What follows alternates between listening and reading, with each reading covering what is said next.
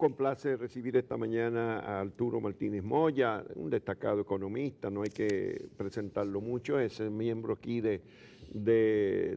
digamos, relevante de Uno Más Uno, a lo largo de 30 años casi ya, Arturo, porque tú eres de los que empezaste a venir aquí en el año 87, cuando comenzó Uno Más Uno. Tú tenías ¿qué cargo entonces? Era ministro de Industria. De Industria y Comercio. De Industria y sí. Comercio. Y presidente del PRI. Recordamos perfectamente cómo era, era un muchacho todavía. Así, como Magruta, recuerdo. Todavía era un joven economista. Arturo Martínez Moya ahora es presidente de la Comisión Económica del Partido Revolucionario Moderno. Vamos a ver cómo ve la situación de la economía del país, porque hay una serie de interrogantes, dificultades de divisas, dicen que en octubre hubo una caída muy fuerte del movimiento económico, comercial, hay estrechez presupuestaria, que si el gobierno ha constriñido el gasto en estos últimos 3 meses para disminuir los déficits que incurrió. ¿Cuál es la situación, la realidad de la economía en este momento, Arturo? Miren, en el orden interno, ciertamente el gasto del gobierno se redujo fuertemente después de las elecciones. Y eso ha motivado obviamente que el déficit que venía arrastrando el gobierno se haya reducido sustancialmente. Para reducir el déficit. Así es. Ese ha sido el motivo por el cual pues, se frenó la velocidad de gasto que había. Iba a terminar el año con un déficit muy parecido a lo que está en el presupuesto, alrededor de 75.000, 80.000 millones. Por ahí que va a andar el déficit este año. Obviamente porque se frenó el gasto. En cuanto a la divisa, el país produce suficiente divisa. Lo que presionó el mercado de la divisa fuertemente fue la planta Catalina. Eso fue lo que presionó el mercado. Las compras extraordinarias que no están programadas para pagar los gastos de la planta Catalina, esa divisa que debió haber entrado en forma de préstamo, los recursos de Brasil no entraron nunca. Entonces el gobierno pues estaba financiando la planta Catalina con el ahorro petrolero. Lo admitió el mismo gobierno. Sí. Y esos son pesos. Que hay que convertir en dólares. Pesos que buscan dólares, como decía el director del Listín Diario difunto, don Rafael Herrera. Entonces eso presionó el mercado de la divisa en un momento determinado. No es que el mercado no produce suficiente divisa, lo produce. Ya ha bajado la presión porque el gobierno ya decidió hacer la emisión de bonos, los 1.000 millones para financiar la planta de Catalina, y eso obviamente significa entrada de divisas, significa que bajó la presión del mercado. Pero además, dicen que aún esos bonos pueden tener dificultades por tratarse de carbón y que hay en muchos sectores de financiamiento internacional que no son muy animosos en meterse en plantas de carbón que están siendo desmontadas en el mundo. Bueno, el préstamo es al gobierno central, no es a la planta Catalina. Sí, sí, al gobierno. Eso se vende fácil. Se va a vender y te puedo decir incluso a qué tasa se va a vender. Pero una tasa más elevada dicen que pudiera ser. Mira, depende del mercado. En estos momentos no debería venderse en esta semana, porque el mercado está muy agitado. No, todavía no lo ha aprobado la Cámara de Diputados. No, y además está muy agitado el mercado. Se cayó la bolsa de Nueva York, la bolsa mundial, con motivo de las elecciones en Estados Unidos. Y cuando se cae la bolsa significa un incremento en la rentabilidad de todos los instrumentos, un incremento de la rentabilidad de los bonos, de las acciones. En otras palabras, los accionistas exigen mayor rentabilidad para dejar su dinero colocado, o si no venden el documento. Y por miedo a Trump, entonces han estado vendiendo, ha habido un exceso de oferta en Wall Street. Entonces el rendimiento está subiendo y el que vende bonos ahora mismo, el que busca financiamiento va a tener que venderlo con un rendimiento sumamente alto. O sea que no conviene venderlo. Pero mañana son las elecciones en Estados Unidos, deberá ganar Hillary. Y un triunfo de Trump, ¿qué es lo que a tu juicio pasaría? En lo inmediato, ¿qué ocurriría? Porque las bolsas están ahí a la expectativa, pero sacudidas. Los inversionistas retiran fondos. Los inversionistas se ponen más cautelosos para hacer las inversiones.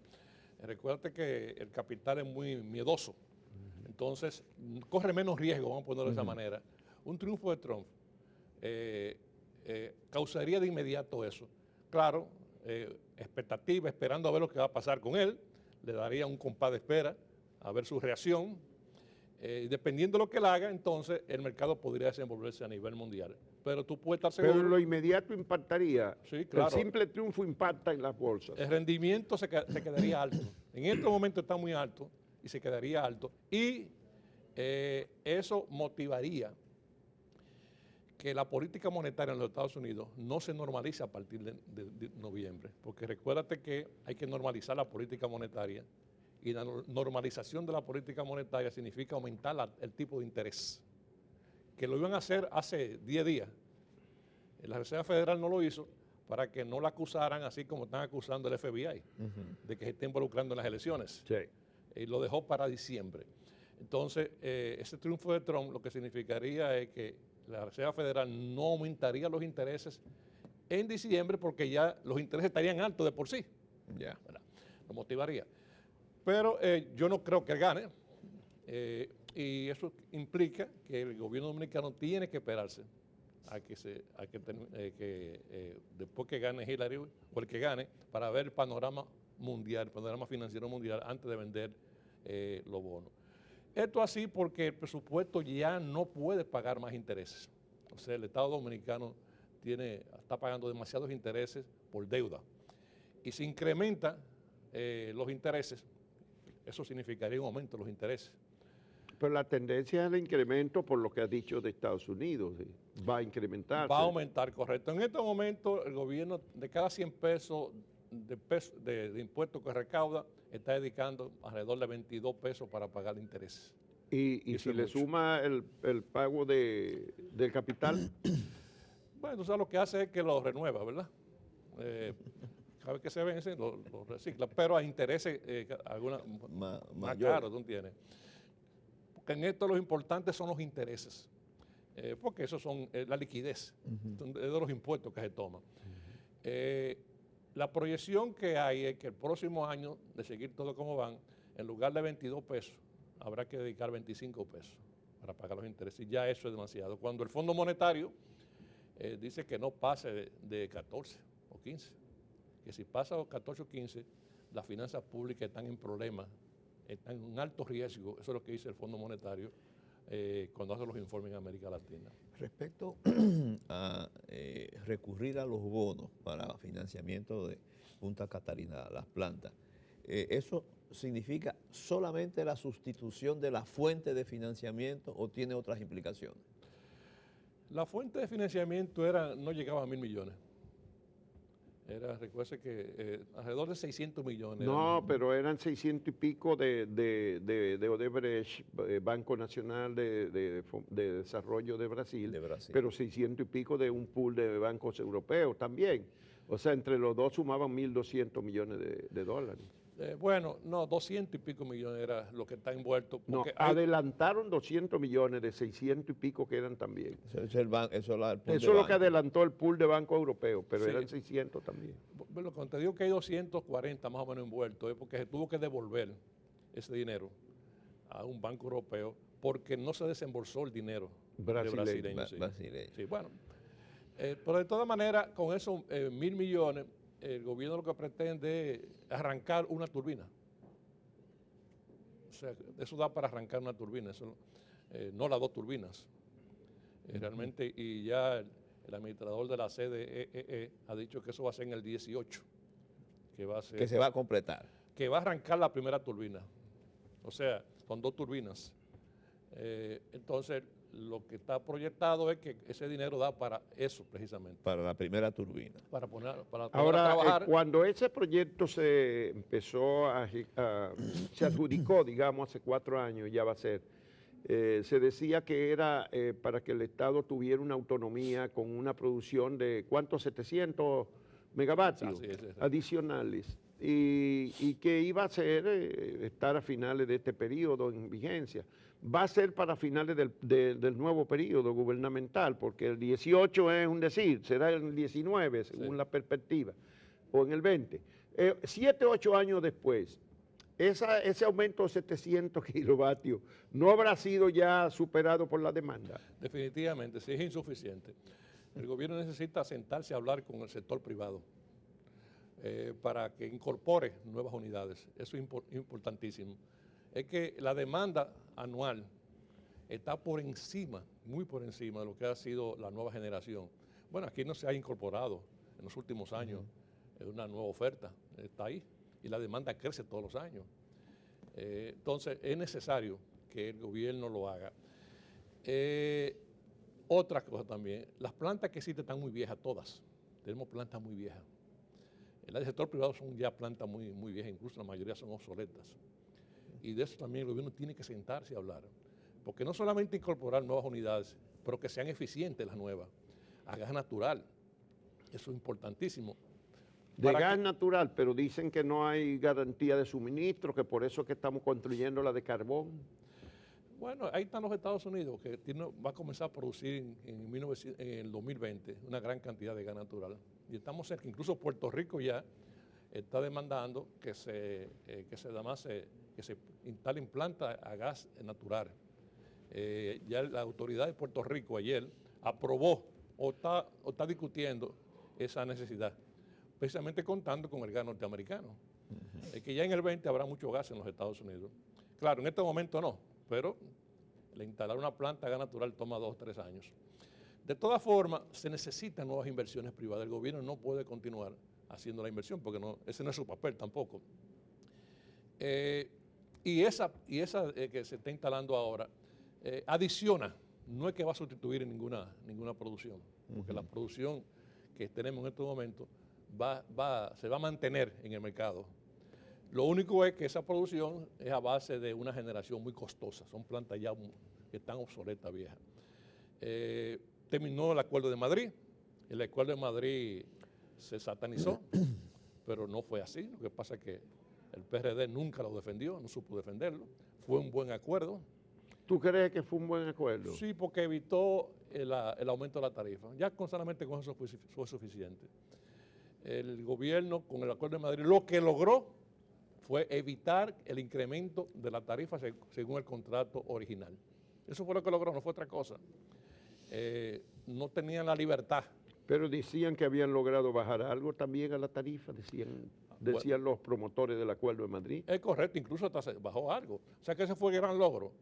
Ese fue el motivo por el cual se firmó. Y recuérdate que se firmó cuando el petróleo estaba rondando los $100 el barril.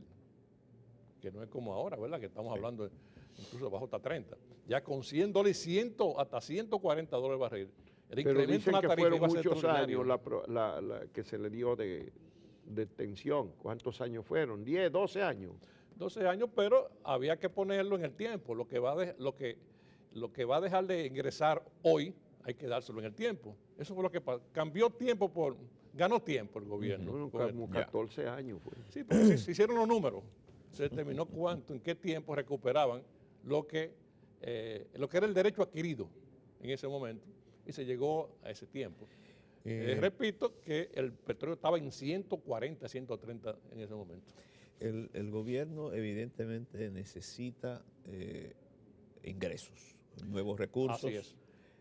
Tomó la decisión que no se fuera por ajuste tributario o reforma fiscal y ha tomado algunas medidas de apropiarse de algunos ingresos sin hacer una reforma fiscal. ¿Hay otras fuentes posibles que el gobierno haga para incrementar sus ingresos sin reforma fiscal y cuáles podrían ser las consecuencias utilizando algunas de las opciones que tiene? El modelo impositivo que tenemos ya no da más. Recuérdate que ese modelo lo estableció Balaguer en el 1991. O sea, el Código Tributario actual fue Balaguer. Es la única reforma que se ha hecho realmente. A partir del 91, estamos hablando 10, 20, 26 años. Lo que se han puesto son parches. Y esos parches ya no dan más. Y ese código tributario que tenemos hoy, eso es lo que está aplicando Magín, que lo está haciendo muy bien y que hay que apoyarlo porque el que va de ahí hay que cobrarle. En eso tenemos que dar un apoyo firme a él. Cobrar el ITEVI como lo está haciendo a todo el mundo. El impuesto sobre la renta, la evasión es el doble. Si se habla de un peso de evasión del ITEVI, del impuesto sobre la renta es el doble. Y no solamente es por que se evade, sino también que hay corporaciones aquí, incluso extranjeras, que pagan muy por debajo de lo que debería ser, porque se agarran de cositas. Claro, ellos lo hacen de manera legal, porque eso lo permite el modelo tributario, pero eso es lo que hay que modificar. Nosotros tenemos que hacer una gran reforma tributaria, el país tiene que hacerlo. Y por eso el gobierno tiene ante sí un gran reto esta semana con el asunto de la Junta Central Electoral. Porque dependiendo de lo que logre ahí, si logra una junta donde el sector privado, los partidos de oposición y el gobierno lleguen a un entendido, ese es el primer gran paso para los otros dos acuerdos, que es el pacto eléctrico y el pacto fiscal. O sea que el primero es este. Por eso Danilo decidió posponer la reforma tributaria y lanzarse con lo que tiene y cobrar lo que hay en el mercado, a sabiendas de que necesita, y él lo sabe porque él es economista, una reforma tributaria. Pero él no se iba a meter con una bulla adicional, como una reforma tributaria, teniendo todavía pendiente el pacto eléctrico y teniendo pendiente estos cambios en la Junta Central Electoral. De modo que cómo se maneje esta semana el asunto de la Junta, no solo la va a ser Junta, determinante. viene también la Cámara de Cuentas, si está el Tribunal Superior Electoral pendiente también. Es correcto, sí. Cómo se maneje esa área, que es crucial y que deben cambiarse a todos, no hay que decir por qué. Tanto la Junta Central Electoral como la Suprema Corte de Justicia, como el Tribunal Superior Electoral, eso hay que cambiarlo completo, de arriba abajo. Por lo que sabemos, cómo se maneje eso con la sociedad civil, con los hombres de empresa y con la oposición, entonces vendrá el pacto eléctrico y vendrá también el pacto fiscal, porque el país lo está necesitando. Oye, la presión tributaria es 14%. Con 14% tú no llegas a ningún sitio. Y no puede, mejorando la tributación, la cobertura, como tú has dicho, están tratando de cobrar más. No sé, por ahí se puede alcanzar la meta. Pero ahí se va a ganar 30, 40, 50 mil millones de pesos. Se va a lograr, siempre es posible lograr, pero el país necesita 3.5% del PIB. ¿Para qué? Para desmontar la deuda. ¿Cuánto es eso, 3.5 que necesitaría? Estamos hablando, un punto son 40 mil millones. No, tanto no es, 30, no son 33, 32, 33. Bueno, no, 39, realmente 39. 39 ya. Se pone 40. Son 40 Entonces necesita 120 mil millones de pesos. En 3 años, claro, no de inmediato, ¿verdad? En el corto plazo tú buscas 1.5, pero una reforma que en 3 años te dé 3% del PIB. ¿Para qué? Señores, hay que desmontar la deuda. Y la única manera de tú desmontar la deuda es con dinero. ¿La interna o la externa? No, la deuda total. Porque hay que hablar de una deuda, porque el gobierno tiene que pagarle a los locales y a los internacionales. Si deja de pagar un bono aquí, eso repercute a nivel internacional. Porque ya nosotros estamos ligados al mercado internacional. Imagínate un inversionista de Nueva York que tenga un bono dominicano y se entere que hay un bonista dominicano aquí que no le pagaron. Ese hombre vende su bono de una vez. Y eso complica el asunto. De modo que es necesaria una gran reforma tributaria, mirando hacia el futuro, y quitándole peso relativo a los impuestos indirectos. Es demasiado el peso. Aquí lo que pagan impuestos es el pobre, es la clase media. Tú te pones a ver realmente los impuestos directos, que es a lo que hay que darle prioridad, tienen muy poco peso relativo. Pero eso sucedía en los años 80, en los años 70 del siglo pasado. Y la reforma del 91 que hizo Balaguer, consensuada, cambió bastante eso y le dio un mayor peso relativo a la recaudación. ¿Y esa directa. reforma se consensuó en qué ámbito, Arturo Martínez Moya? Mira, esa reforma siempre la hacen los organismos internacionales. Tú estabas en el ambiente, entonces, dime, ¿cómo se concertó? Yo recuerdo que yo era ¿Tú ministro estabas en la economía? de Industria y Comercio. Es por eso. Sí, esa reforma la trajo el Fondo Monetario Internacional y el Banco Mundial. La consensuaron. ¿Con quién?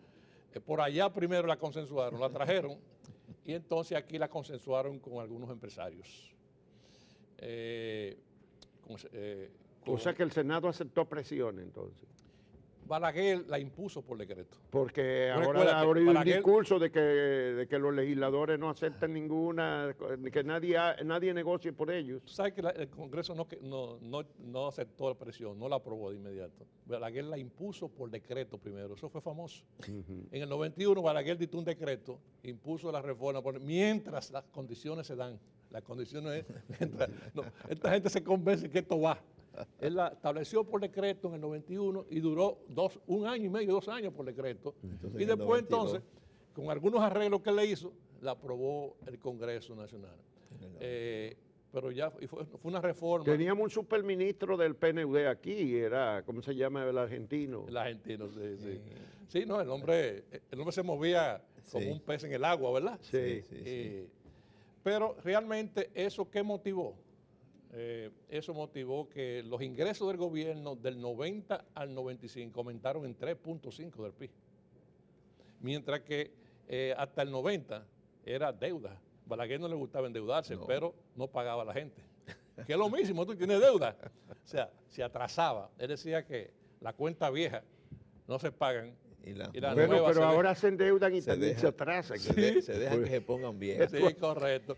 Mira, Pero ahora Juan Bolívar se necesita realmente esa gran reforma, pero no se puede hacer de manera unilateral. El gobierno, Danilo no lo va a hacer de manera unilateral, está claro, él está claro que debe consensuarla, y para consensuarla hay que quitar los ruidos que hay en estos momentos en el campo, ¿verdad?, de la Junta, de la Suprema, de todos los tribunales, quitarlo del medio primero y consensuar las 2 reformas, repito, que el pacto eléctrico y la tributaria.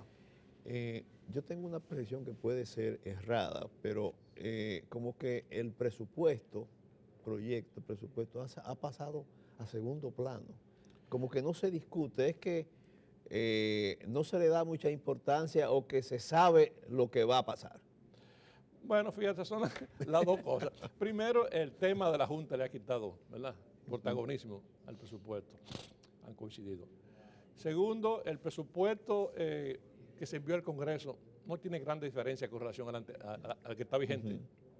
Es una continuidad del que está vigente, con algunas proyecciones de ingresos que se van a lograr con el trabajo que está haciendo Impuestos Internos y también en la aduana.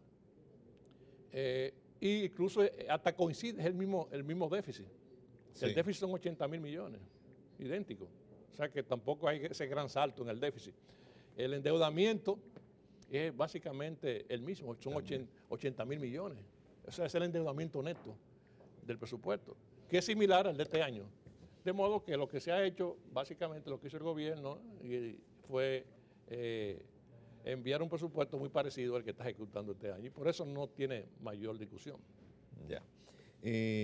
Hoy incluso en el periódico Hoy hay un artículo suyo sobre la encuesta Fuerza de Trabajo, donde hay ya un alineamiento con metodología compartida y que se espera que no haya interpretaciones diferentes. Cuéntanos de los aportes que representa eso. Así como hablamos de que la última reforma real tributaria se dio aquí en 1991, te digo que también esa encuesta que estaba vigente, la que tenía el Banco Central, data del 1991, precisamente. Imagínate. Mira que coinciden, ¿eh? Mira qué coincidencia, es muy vieja. La encuesta que se ha venido haciendo en los últimos años y en los últimos tiempos, y que te dicen a ti cuántos desempleados en el país, cuál es la tasa de desempleo, todo ese tipo de cosas. Una variedad también de interpretación de tasa de desempleo. Sí, ampliada y no Ampliada. ampliada, sí. Todos conceptos que no se usan ya en América Latina. Aquí se están usando unos conceptos que ya ningún país la usa. Entonces, esta reforma que el Banco Central ha hecho y que duró 5 años, no fue un día para otro, con técnicos extranjeros, cambia esa base. La anterior te buscaba la información 2 veces al año, abril y septiembre. O sea, solamente 2 veces al año tú sabías lo que estaba pasando en materia de empleo en el país. Esta nueva no. Durante 48 meses, 48 meses al año, en lugar de 52, te van a dar informaciones, porque el Banco Central, la encuesta es continua. Ahora se va continua a nivel nacional a buscar información que tú vas a tener datos al día de cuál es el empleo, cuál es el salario. De modo que eso es una diferencia, que ahora es dinámica y tú vas a tener informaciones al día sobre el mercado del empleo, no atrasado de 2 o 3 años. Segundo, la definición de quién está desempleado. Por ejemplo, la anterior te decía que un estudiante estaba desempleado. Un muchacho que está en la universidad de 18 años estaba desempleado, porque así esa era la definición. Porque era miembro de la fuerza económicamente activa, pero que Está no estudiando, pero estaba contado como un desempleado, pero ahora no. Ahora usted está estudiando. ¿Por qué no se cuenta? Porque él no está buscando trabajo activamente. Entonces el concepto cambia. Ahora el desempleado es aquel que busca... Eso baja automáticamente el número de desempleados, entonces. Por eso ha bajado, exacto. Por eso bajó a 7.8%, exactamente. O sea, estamos a nivel de país desarrollado en el empleo. Sí, y es una tasa para compararla a nivel mundial. Sí. Tú la puedes comparar con los países OCDE, la puedes comparar con algunos países de América Latina que la tienen, y con los Estados Unidos, o sea, porque ese es el criterio que se usa. O sea, ese criterio que está poniendo en esa encuesta es un criterio mundial. Claro, eso hay que enseñar, eso hay que decírselo a la gente para que lo interiorice, ¿verdad? De modo que esa es otra gran diferencia de esa encuesta, que es comparable, ya es comparable. Y entonces te quita del medio la discusión de la metodología. Sí. Recuerda que había mucha discusión de la metodología. Obviamente, como dice Juan Bolívar, la tasa es muy diferente, pero ya se tendrá que hablar solamente de una sola tasa y compararla con la región, y ahí entonces tú te das cuenta en qué lugar está República Dominicana. Y compararla con los países de la OCDE y te das cuenta cómo está República Dominicana. O sea que eso es lo que permite esta encuesta. Bueno, la perspectiva es tú compartes el criterio de la generalidad de los economistas de que se está acabando la pista de ese nivel de endeudamiento que ha tenido el país en los últimos años. Mira, la deuda, el endeudamiento ya terminó. Debemos en estos momentos... Ya terminó, o sea, ya tú crees que ya se terminó. No se puede seguir endeudando ya. El país está... La mitad de lo que produce en un año. Hay quienes creen que le quedan 2 o 3 años todavía al gobierno.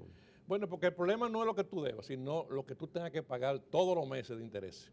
Ahí que está el problema. Porque la deuda no es más que una solvencia. Tú dices, bueno, yo debo 100, pero yo tengo 1 millón de pesos en activos por ahí, ¿verdad? Yo puedo respaldar. Eso es lo que pasa cuando se compara la deuda con el Producto Interno Bruto. Dice, no, que todavía tenemos capacidad. No, usted tiene capacidad de 100%. Bueno. Porque usted tiene activo como para reponer. El problema es cómo usted paga esa deuda mensualmente. Usted no tiene liquidez para pagar. Ese es el problema. Ahora mismo, la mitad de lo que produce el país en un año, en 12 meses, lo debe. O sea, casi el 50% del PIB es la deuda. Y el problema es los intereses que genera esa deuda. Que ya tú tienes que dedicar demasiado dinero para pagar los intereses. Dinero que tú deberías tomar para cubrir gastos sociales. Entonces, ¿cómo resolver eso? Hay que desmontar eso. ¿Cómo se desmonta? De 2 maneras. Seguir creciendo y no endeudándose más. Porque ahora mismo debemos el 50% del PIB y hay que bajarlo a 35%. Bueno, y en eso el gobierno tiene que ponerse de acuerdo con los partidos de oposición y con los hombres de empresa. ¿En qué tiempo vamos a bajar de 50 a 35%? Bueno, vamos a agradecer la participación de Arturo Martínez Moya, economista, presidente de la Comisión Económica del PRM y un asiduo participante en Uno Más Uno. Muchísimas gracias y sobre todo agradecerle un madrugón para poder estar con nosotros. Gracias a ustedes.